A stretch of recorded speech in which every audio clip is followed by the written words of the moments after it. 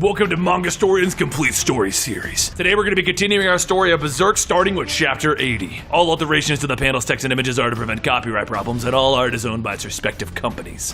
Where we last left off, the eclipse had happened and everyone was dying, but Guts refused to accept that this was Griffith's wish. He was pushing forward, trying to stop Griffith from his actions, and that was when everyone saw the Skull Knight and Zod. Rickard starts to get closer to the two, and then he begins to hear Zod talking. He tells the Skull Knight that he knew that he would show up. They've been fighting for thousands of years. The Skull Knight tells him that he was assigned to be the Gate Watcher, but Zod says that he's not interested in that. The only thing he wishes for is to meet the strong, old friend. The Skull Knight says how Void is always preaching about the things that you cannot avoid, but this place is as good as any to wield my sword. Back inside of the vortex, Casca watches as another soldier is eaten in front of her, and then the monster opens up its mouth, aiming for her. As it plunges forward, Pippin jumps in, knocking it back. Pippin tells Casca to get out of here, and he begins holding off the monster's attacks. She tries to tell him no, but Judo rides up on his horse, picking her up. She shouts that they need to go back, but as Judo looks back at Pippin, he throws 2 daggers at the monster and he continues to run. Casca starts screaming, hitting him, telling him they have to go back, but Judo tells her that it's no use. She needs to survive now. She's the general and she will live longer. Judo begs for her not to let the Hawks end, but as Casca looks back, she sees the monsters begin to overpower Pippin and then eat away at him.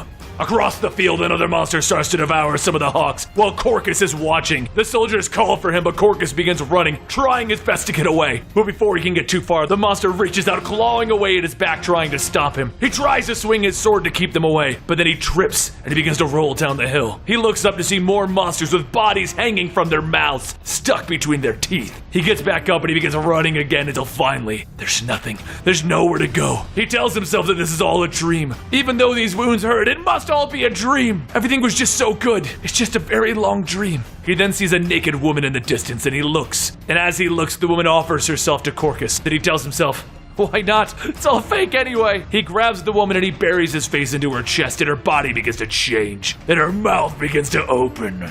Back with Judo, him and Casca continue on their path, running by all of the monsters with body parts scattered amongst the field. Casca asks herself, what is all of this? Did they sin this much? Or was this nightmare what Griffith wanted all along? She calls out for Griffith to answer her, but as the monsters attack, Judo cuts its throat, and then he receives a wound in return. Another monster begins to run towards them, and Judo throws another set of daggers, stopping it. Casca calls out that there was one on the right, and the monster bites down at Judo's arm. She quickly grabs a dagger off of his belt and stabs into the back of the monster until it releases its grip. Judo says that she saved him, but as Casca looks back, she sees his arm is ripped apart. She begins to cry, stating that they should have stayed back there. This way they could have all died together. And Judo tells her to shut up. This is just a fight to the death. He forces a smile, stating, well, that's what he'd say. She nods, and the two of them continue to ride, and then a shadow begins to get closer and closer. And then out of the ground, the shadow rises, and it opens its mouth, biting off the horse's legs. And the two of them fall. Another monster begins to open up its mouth, and tendrils begin to whip around. Judo steps in front of Casca, taking the hit. And as it continues to flail its tendrils, Judo leans over Casca, trying his best to protect her. She begs for him not to do this. He can't die like this. And then she sees the 2 tendrils stab through his back and come out of his chest. He tells her, to the very end. And then he grabs a hold of the tendrils and he throws a knife back. She leaps, grabbing a sword, slashing at the monster, killing it. And then she runs back over to check on Judo. As he tells her that it was his last knife, she needs to go. Tears begin to pour down her face, and she tells him that she won't. They're supposed to keep moving to the very end, right? She then picks him up, stating that he can cry all he wants, but he's coming with her.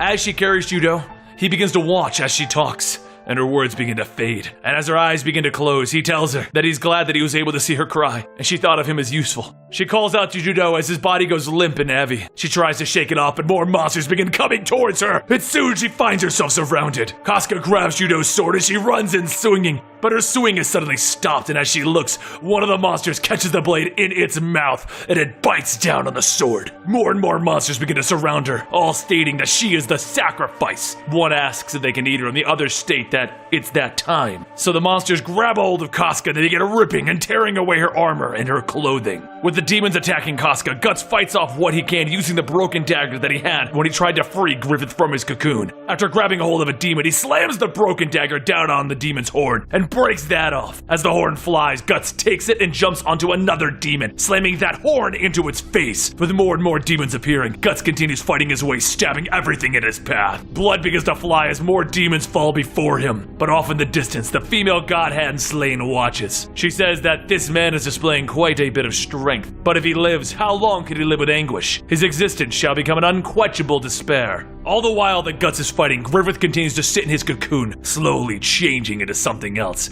Back outside, Guts continues fighting off the demons as they keep replacing themselves with the new ones from the Horde. He goes on and the fight begins to take its toll on his already wounded body. But as he looks back at Griffith, the demons continue to appear, and using what strength he has, he pushes through fighting. Meanwhile, in Griffith's cocoon, he begins to see visions of everyone's death. These deaths pass through him. It is what he desired, and even so, he feels nothing. Outside, the fighting drags on, and still Guts fights as many demons as it takes to get free. But as more demons show up, they force Guts back from the top of the tower. Before falling, he takes the horn and he rams it into the wall to slow his descent down. But the force is too great and he ends up tumbling down. He falls face first into a pool of blood, and then he begins to see the body parts of his fallen comrades. He can do nothing but scream, shouting, "If anybody is out there!" Then from behind him, he hears Gaston, and he runs over to check if he's okay. Gaston tells him that he's alive, but not for long. All of the raiding soldiers got scattered about. He then asks what exactly is going on here. Where the hell are they? He goes on stating that he feels the same feeling they had when they all faced against Zod, like they were dealing with something unknown. Guts tells him to stop talking, and Gaston says it doesn't matter. The memories are starting to fade. The ones that he thinks he knows about was why Griffith felt so different from them, like he was a man out of a legend. Slowly as he talks, the words begin to trail off and his head begins to change shape. Suddenly, Gaston's head bursts, and a demon starts to crawl out of his skull.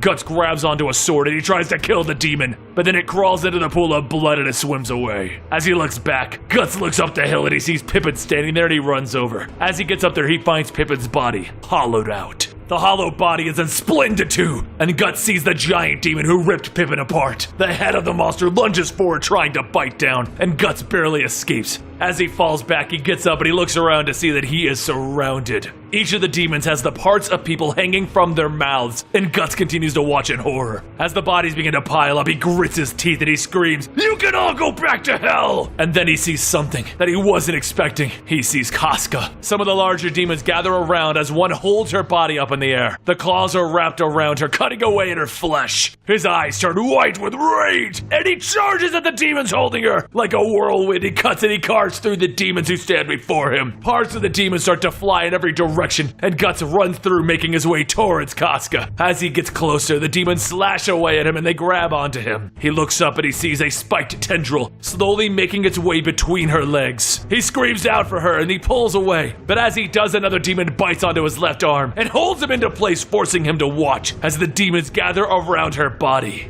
The Eclipse is only gonna get worse from here, and Guts and Casca are about to be scarred for their entire lives. Are you brave enough to stick around to see the next chapter of Berserk? Then subscribe to the channel and join us on Twitter at Mangastorian. I'll see you next time right here.